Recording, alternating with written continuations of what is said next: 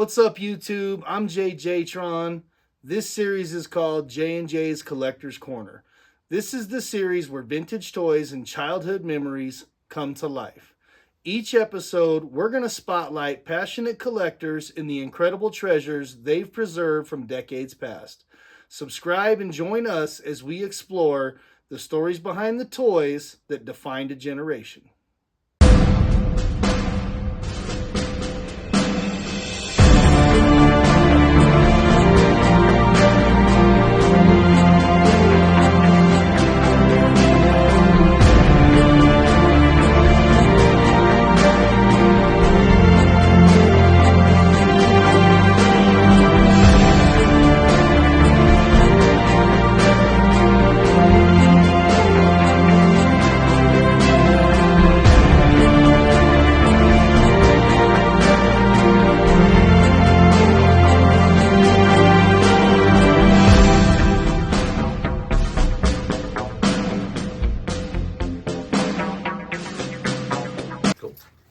Thanks for having us over. Oh, thanks for coming. I appreciate Tell us a little that. bit about yourself.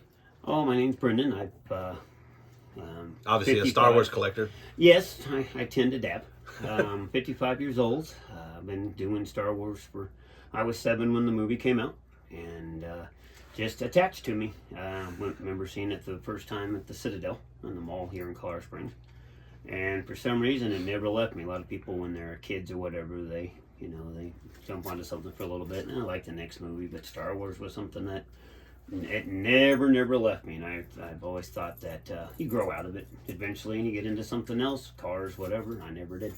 I just have always, I can't really explain why, it was, I guess one of the first space movies, because, I was 7 years old, so, and it was just one of those. I remember my parents, we would sit in line for 7-8 hours, just to see it. There was a drive-in movie theater right across from my high school now, and across from Doherty, and we'd sit in the car, and me and my brother and sister would run down and look over the fence because they were playing Star Wars all day long in a drive-in, and that was during the day. So, and it's just been a part of me, and the action figures, and then all the advertisement, Burger Kings, and every place that had Star Wars stuff, and you could be Darth Vader, and you can be Chewbacca, So Now we're all collectors, and do you call yourself that you collected from that point, or are you just like all of us? We were kids, we played with the toys, and then as adults we became collectors. So would you said I started collecting then, or you just later in life you became the collector? I never stopped, and that's but is that what you?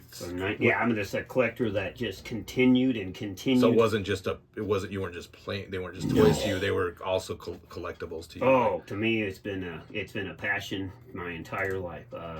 I have just how many stories of going to Goodwills and flea markets and girlfriends breaking up with me because I wouldn't grow up. I got that a lot. My fiance broke up with me because of that, because every Saturday you have to hit the flea market, the You and Me market that got the kids in free market, and one time I found 200 Jabba the Hutt shampoos, from Sigma.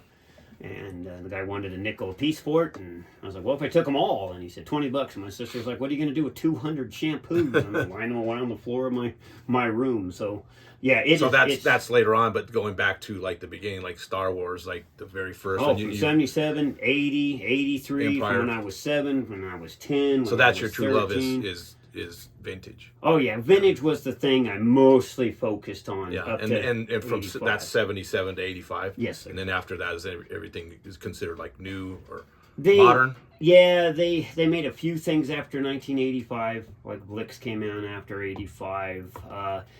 They made some Bendums that people talk about those, a lot. Yeah, they dabbed with that in the late 80s. But the other toy lines started taking over. G.I. Joe's was more popular. Transformers were more popular. Star Wars was kind of on the back burner. So, yeah. And so in 95 is when modern started. And so I still, from 85 to 95, I still... So this all predates, obviously, like the internet and things. So you, like you said, you were hitting garage sales and flea markets. And was there, there was like any local toy stores in town that you went to? No. Well, when like was vintage that? shops? Yeah. The biggest thing was garage sales. Yeah. They had Thrifty Nickel come out, and I remember every Thursday night I'd grab the newspaper and just go through all the pages in the classifieds of the Gazette. And if I saw one that said toys, then Tina and I would drive to wherever it was. Yeah. And I remember one specifically, they just said Star Wars garage sale. And that's when I got my first Viewmaster. And I went, she goes, we got the expensive stuff in the house. You know, and I sat down there at 5 o'clock in the morning, and the garage sale didn't open till 8. So then you have this huge start of like collection, your toys from when you were a kid. Then you move out, you get your own place, and then you have a room that you put everything in. Yep. And then did that expand to like another area of the house? Yep.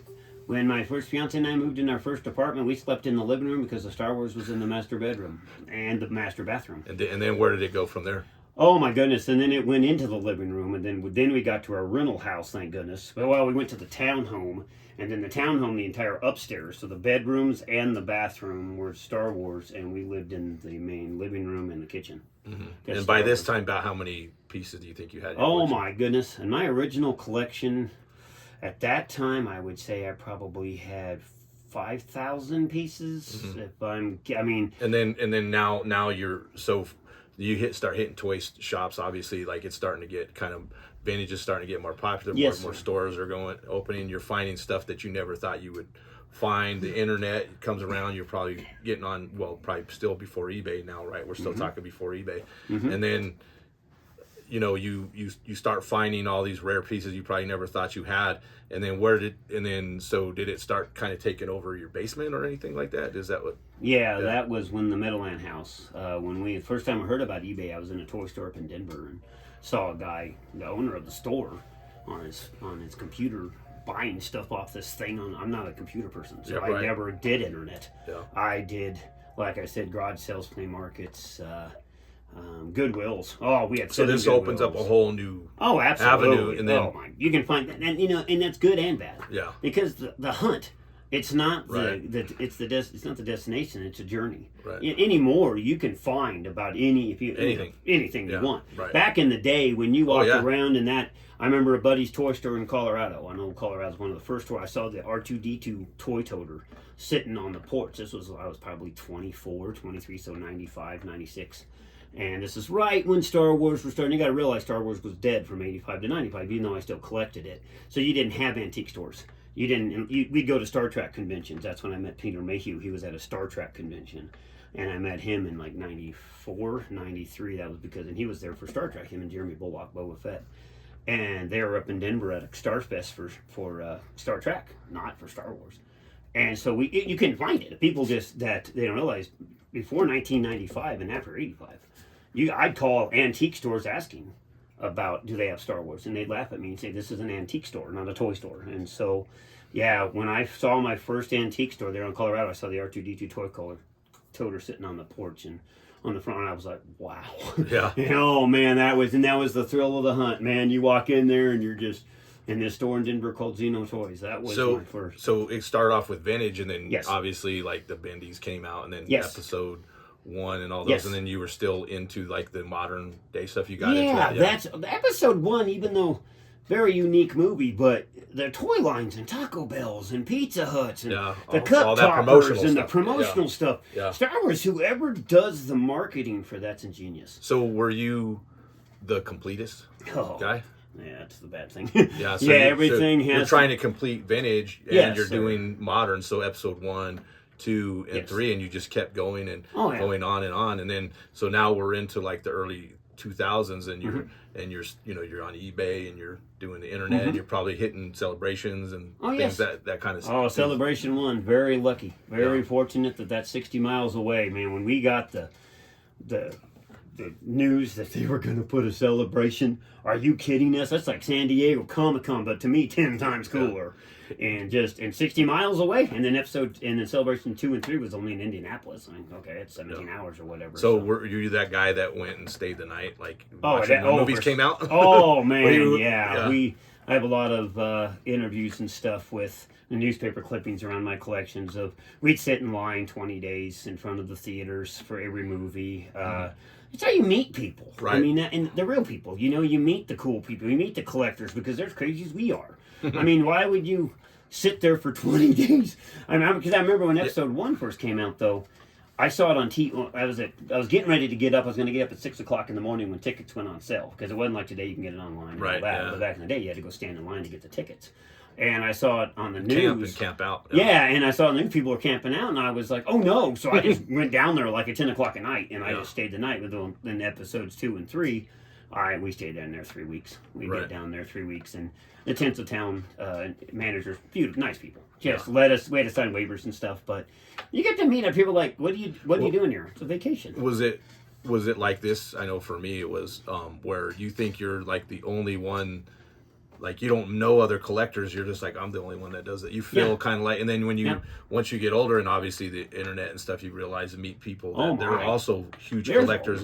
Yeah, and you think at the time you're like the only one, and then people meet you and they're like, oh, this guy's crazy. So after like you're collecting, you get into all the movies, the newer movies, and it's in the early 2000s, and then you said your old collection. So what happened? I started collecting. You said your first collection. Yeah, my first collection was from 77 to 05. And in September of 05, hit a dirt road. And very fortunate to have the items. I had a Rocket Fire and Boba Fett, which they have said that it was number 2 because it has a 2 inch script. It had it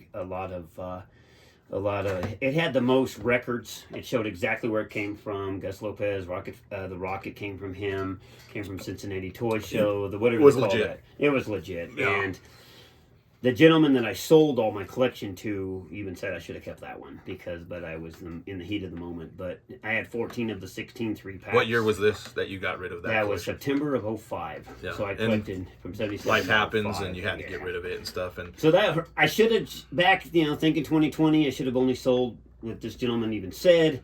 Just sell a portion of it. You don't need to sell everything, but I'm just one of those. Either do it or not do it. So yeah, you're right. You're in or you're out. So now you're out. Take it all. So once you got rid of that collection, how long did it take you before you got back? I'm sure you still had the love for Star Wars the whole time. Dude, it's in your soul. No. It's in your I'm blood. one of those people. Oh no, I'm never going to do Star Wars again. Oh yeah, that was stupid. And 6 months. It was September 30th until April of 06. And how many pieces do you think you had in your collection? That first one. First one. What the gentleman who bought it said it was 117,000. Wow, individual pieces. Individual pieces. Wow. Because it was 3 semi-trucks when he came and bought it. Yeah. So I had storage units. I don't have a house big enough so I had 3 storage units full of it too. Wow. And I rotated it. Plus the basement. Plus my basement. Right. My cool stuff I kept in the house, in the basement. But then I had 36 R2-D2 coolers, and I just went. I didn't care if I had 96 doubles of something. So when you got back into it the second time, did you narrow your search, or were you still doing new stuff? How'd you do that? That was a tough one. My buddy bought me a Darth Vader Mr. Potato Head, and so cut you right back into it.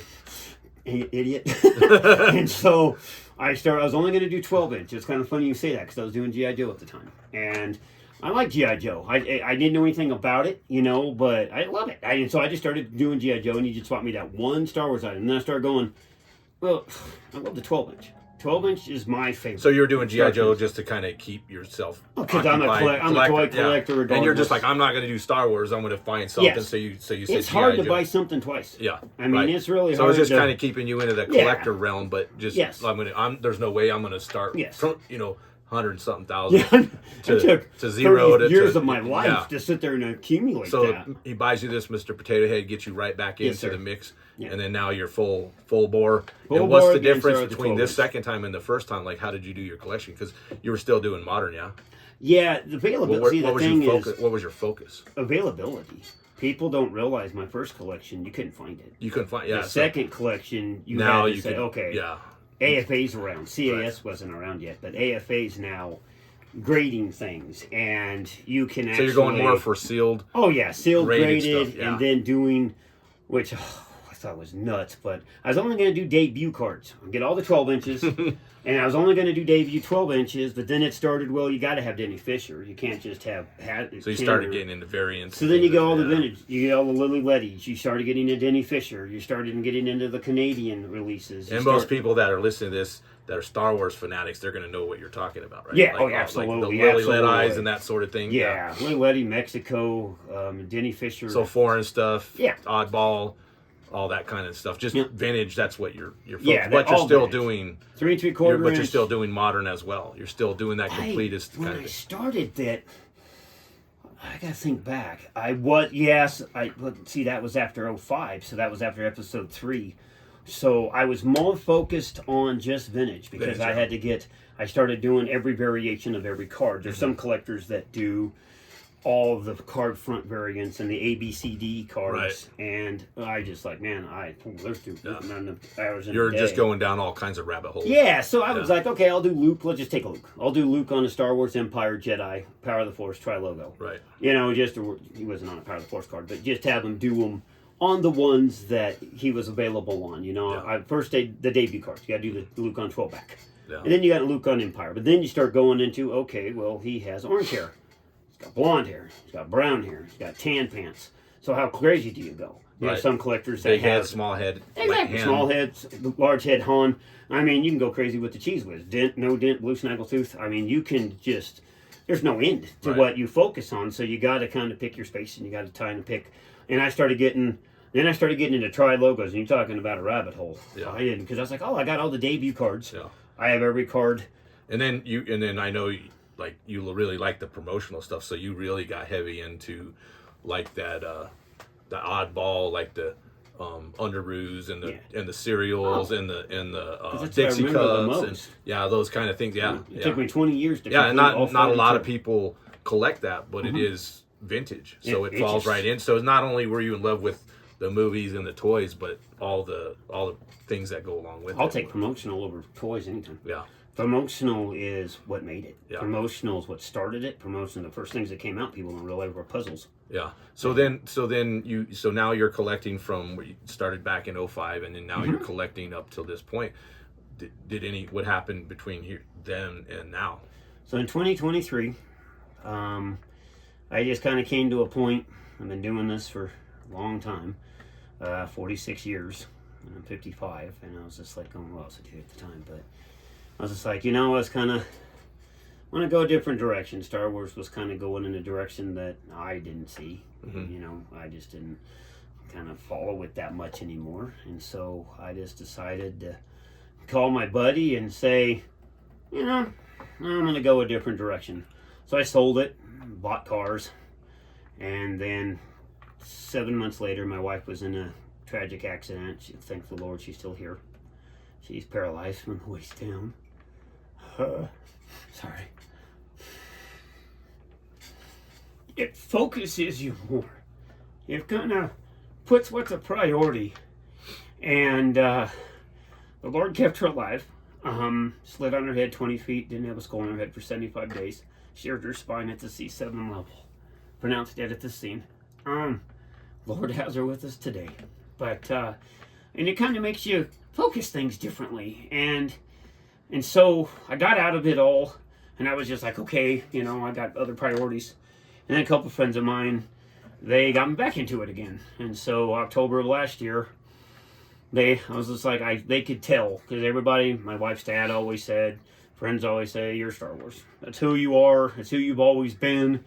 And so October of 2024, a year after my wife's accident, I started getting back into it. I was not going to do modern because there's so much of it, but because I'm such a completist, you got to pick your battles. Yeah. You have to, so I started doing, over my right shoulder, I just started collecting the vintage cartage again. This time I'm a little bit pickier.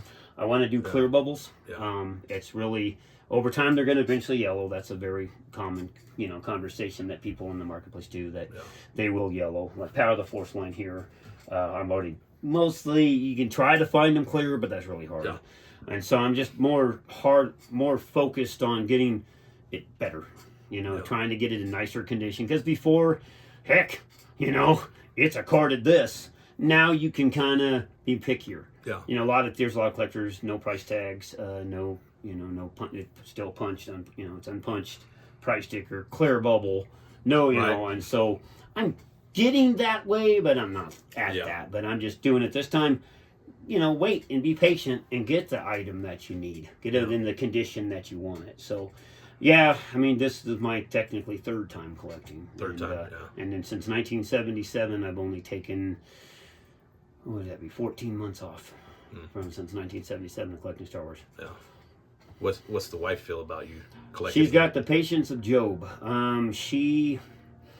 Well, I was over at a buddy's house this weekend, and they were having that very conversation about spouses and how do spouses, and a lot of spouses don't. I have friends that their spouses like, you ain't doing this in my house, it's kind of, and so they sell their whole collection. I've met. So she's supportive. She's Yeah, supportive, 100%. She's never even seen Empire Strikes Back, and yet she's the first one chasing the figure down. She's the first one finding it on eBay. She's the first one saying, we can make it work. I'm paying off the salesman sample 12-inch Chewbacca Empire box. Mm-hmm. Yeah, So are you one of the collectors that are like, I want that or I need that? Oh, don't ask that one. Oh, I need that. I need that. Yes, it's just. And do we need it or No, do we want it? we don't need to do anything but pay taxes. And die. I think we need. I think somehow our soul needs it. It's the truth. Nikki always says that it makes you happier that when you're buying a Star Wars item, her care provider makes fun of me every day because there's always a package coming in, and she's just kind of like, where are you putting all of this stuff? Now there's a controversy out there What's that? about the 12-inch line, and You're gonna ask that. are they dolls or not? Everyone wants to know. Not dolls. They are No? action figures. A friend of mine, when I got the Leia comb and brush, you have to realize to complete a 12-inch Leia, the hardest thing everybody says is to keep her buns in. No, it's to have the comb and brush and then to have it in the sealed bag. And I was with this friend that day when I got it on eBay, and he's been making fun of me ever since. But I got my comb and brush. So the people in the the high people, they say they're dolls. They are not dolls. They are action figures. And that is a conversation. Well, we live in 2025, so it's okay if they're dolls. No, they're not dolls. And they are not. And in fact, it's funny you say that because doing modern again, the one thing that I want to complete is every action figure. You almost said it. You almost got me to say dolls. I want to complete every single 12-inch that they made from 1995 to 05 because that was the coolest years, the Power of the Force line, the Collector Series, Episodes 1. Even though Episode 1 was a 50-50 for people, the merchandise they made was cool. Yeah. I mean, you give away a Hummer at Taco Bell, the 12 inches were neat, the Amidala collection, which is over your right shoulder. I mean, they made really cool things. Yeah. And in the 12-inch action figures, they did really well to your right, all the speeder bikes and that are behind Jeremy, and they just did a great job of doing that. And so the 12-inch line to me, that and the promotional is if I only collected two things, it would be the promotional stuff and the 12-inch. Yeah. Because that to me I don't know why. I mean, my first Christmas present, I got 12-inch Chewbacca. My aunt and uncle bought me 12-inch Chewbacca. And so that was, there were the kids that got everything. Yeah. And then I'd have 3 action figures to go because my mom and dad were like, you want that? Get a job. Yeah. So I put a permanent marker on the bottom of my foot of my Stormtrooper. Oh, and I go over to Brandon's house, and he had everything, the Death Star, the TIE Interceptors, TIE Fighters, stuff like that. But I'd always make sure I had my figure. Yeah. And had the dot on the foot. I don't mean to put you on the spot, but we are going to ask this every time. So what is your favorite toy? My favorite toy is weird is the Imperial Gunner, Imperial Gunner? which is right here. And that's your I favorite? just liked him when I saw him in Star Wars. I don't know why, but he was always my favorite toy. And what's your favorite character? Oh, by far, Jabba the Hutt. Oh, really? Jabba the Hutt's the coolest, and then Yoda. Yeah. Jabba the Hutt is I don't know why, but Jabba the Hutt and Yoda Those are your are two my favorites. two favorites. So your Jabba favorite probably number toy, one. and then your favorite There's character. two different things, yeah. Okay. But yeah, Imperial Gunner was to me the coolest toy when you got him as a kid. Yeah. And What was so appealing about Jabba the Hutt? as when you're 7 years old, he just kind of set back at you. When you first see him, you're just like, holy cow. That is one neat. I don't know what it is. I mean, he just looks like a big piece of snot, with eyes.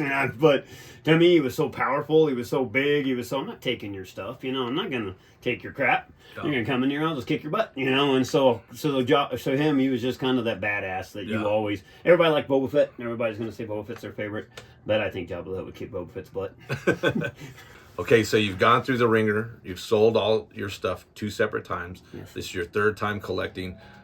What's the one thing you regret the most of selling, either from your first or your second or third collection? What's that one? I mean, I know there's probably several, so it's gonna be tough to pinpoint that one. But there's always got to be that one that's like, what you know. It's funny you said I know that's a tough question because I'm sure, like I said, there's a lot of things out there that you may never see again. It might be super rare. It might be sentimental. It might be the first thing you ever had. So what's that one item that got away that you're like, and who knows, maybe you can get it, but you can't get that one. There's two technically. Okay. There's two. I think the number one easily would be hand trench coat on Return of the Jedi card, because that's the first thing my wife bought me. When we went into that, we were on our first date technically, and she went with me and Matt up to Denver to the store called Zeno's and walked in there, and I didn't know her from a hole in the wall. We went on one date.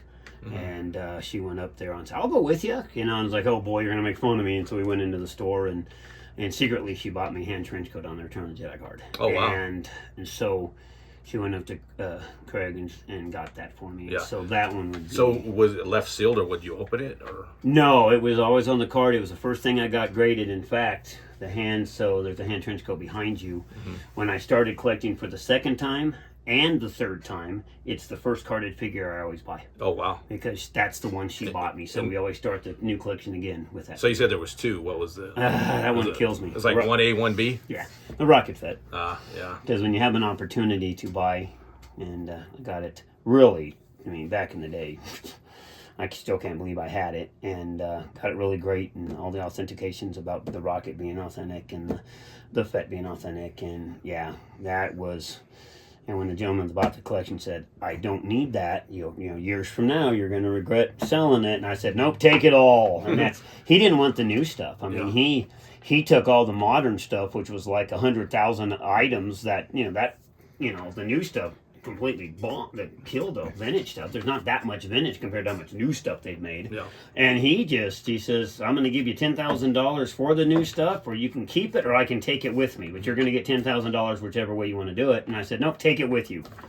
You're an idiot. Now, what was the rarest thing you've ever had? I mean, the Rocket Fire. The Rocket Fire and Fett, and then the 14 of the 16 3-packs. 3-packs, yeah. Those are all Montgomery Ward Sears. Yeah. I just didn't have the IG-88 and Luke. And then, there's not really rare. They're just expensive. What about Blix? Carded Blick. Sorry, I forgot about him. Orange-haired Luke, having a carded orange-haired Luke, AFA 80, that was pretty cool. Blix was an AFA 50. What's the most that you think you've paid for an item? That's going to be, wow, what did we pay for Blix? The Blix cost me, was it? I mean, you don't have to throw out a number if you don't want to. You can I don't care. You can just say, like, that was the most expensive. It was in between Blix or the Rocket Fett. Because all the 3-packs back in the day, before they went crazy, you could get them for $800,000 or whatever graded. Today they're 5 digits, but back in the day, they're 800. They were more attainable. Yeah, they were more attainable. I mean, I got the Rocket Fett with the Rocket for $8,000, and what year was that? That would have been in 04. Yeah. And then the 12-backs though. I bought the entire 12-back collection from Jordan Hembrow at Celebration 3 in 05. I bought the entire set of 12-backs. They were all AFA 90s. There was, not all, there was 8 90s and 4 85s. And I got that for 19 grand. So technically that's the most I spent on something, but those are 12 figures. Right, 12 different figures, so you could break that down. Yeah. So that with the Rocket Fett or the Blix would be the two highest that I paid for. No, I'm peeing on your neck again. I know I put you on the spot. I had an AFA 85 Death Star. I had the highest graded Death Star known. That one wasn't cheap. That was in the 5 digits too. The Jawa Sandcrawler wasn't bad. Tatooine Skiff wasn't bad. Not bad, meaning $5,000 for stuff is a toy that was $1 back in the day. But the Death Star was pretty ugly. Yeah. That one. I'm trying to think about. So, is there, besides the Rocket Fire and Boba Fett, what do you think would be the hardest thing to get back in your collection? Because I know that Rocket Fire and Boba Fett is technically an unreleased item. So yeah, it's a prototype. Yeah, it's a prototype. In fact, I never thought I was going to get my 12-inch Empire Chewbacca back, because that's a salesman sample. And you And you're so giving the same guy that bought my collection still had it. Ah, So I'm buying it back from him. So yeah, that you can that say. one So is- pretty much is everything's probably Yeah, there's- obtainable as long as time and money and, Yeah. and I mean, that one- availability. Yeah, I appreciated him because 12 inch, like I said, line is one of my favorite, and him still having that. yeah, And because he knew that I was going to recollect again, so he kept it. And he's like, Brendan, I knew, because he regrets selling the Rocket Fit from the first time. He said, I Yeah. should have never sold it and just put it aside for you, and then you could have bought it back from me. And yeah, that one was probably the most unobtainable, because you can get early bird sealed, you can get mailer sets sealed. I mean, it's not going to be free. They're not going to come to your house and say, here's Right. a gift for you, but you can get them. I mean, everyone loves the 12-backs. You can find the 12-backs. Now with us having internet and eBay and all the shows, Kane Counties and celebrations, and I mean, back in 1977, my toy toter, which the toy toter is one of the only sealed toy toters that I had. And yeah, I mean, it's just promotional stuff's harder to find than new. yeah. I mean, my friends almost found me one of the rarest promotional items, which is a pack of bubble gum. And I've never seen it before. Like I said, it took me almost 20 years just to complete the Dixie Cups. I Yeah. mean, I've done this in 6 months. Yeah. And the Dixie Cups took Took me you a 20 lot years. longer, yeah, and probably You not can't find anywhere them. close to some of. Oh, like you're the- getting $100, Yeah, $80. yeah, you could probably pick the highest dollar figure, and it cost you way more than Oh. all the Dixie Cups Yeah. together. Oh, yeah. But it took you way longer to find. At Star Destroyer $1 off coupon. Oh my goodness, you have a better chance of winning Powerball than finding that one again.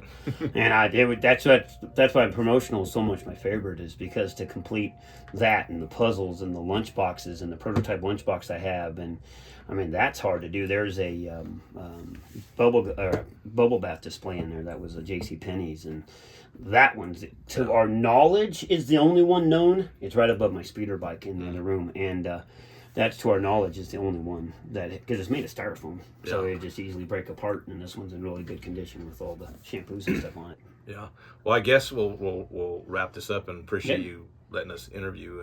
Oh, no problem. And do you think a year from now, if we did this again, like, what do you think? How do you think this would change? You're gonna have more vintage and less new. You're gonna have more new, or is it gonna be all Raiders of the Lost Ark? No, it'll be a lot more vintage. I'll be curious to knowing how it looks too, because Yeah. it's neat that you're doing this, so I can see what it looked like today compared to Yeah. a year from now. But no, the 12-inch, I'm up to 52, so I'm only 112 total, so I'm only missing 60. So I'm going to do all that and then do all the 12 inches again, and then I'm debating about the vehicles, because I had every single vehicle Yeah. sealed and graded You're in probably big gonna do boxes. Yeah, so I'll Well, probably getting it. thanks for having us over. Well, Appreciate it. thanks for having me on. Yeah. I appreciate Right on. it. All right, you guys. Well, that was episode 1, the Star Wars collection. Be sure to hit that like and subscribe. Come back and see what else we got. Big shout out to Brendan for allowing us into his home and sharing his story with us. Big shout out to Transformerland for sponsoring this video. Be sure to go to transformerland.com for all your toy buying needs or your selling needs.